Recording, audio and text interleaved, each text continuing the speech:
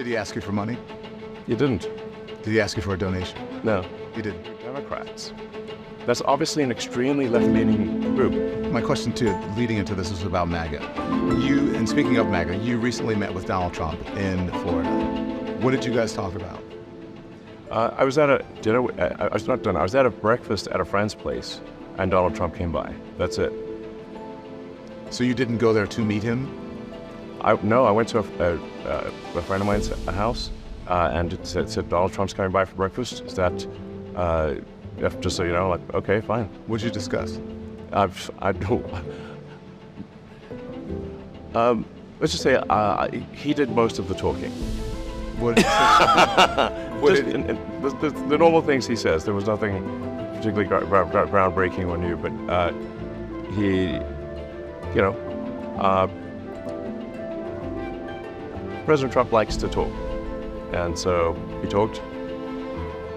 I don't recall him saying anything that he hasn't said publicly, and that was it. It was just a breakfast. Did he ask you for money?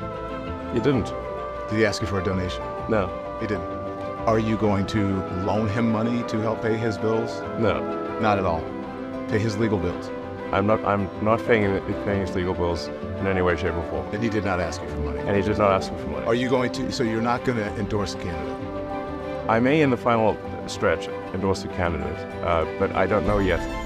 I want to make a considered decision before the election, and if I do decide to endorse a candidate, then I will explain exactly why. Are you leaning toward? But you've admitted that you have a ketamine prescription. Yeah. What's that for? Well, I mean, it's pretty private to ask somebody about a medical prescription, you know.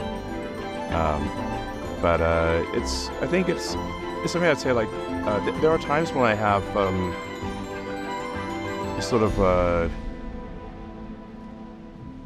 I don't know, like a negative chemical state in my brain, like depression, I guess, you know, or like depression that's not linked to any negative news, and then ketamine is helpful for getting one out of a negative frame of mind. Do you feel like you ever abuse it?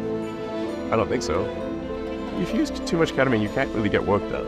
So I have a lot of work. So I'm typically putting in, like, you know, 16-hour days. That's normal for me, and it's rare for me to even take off a weekend day. You ever worry that this may get in the way of your government contracts and clearances, and also and Wall Street as well? Well, from a standpoint of Wall Street, what matters is execution.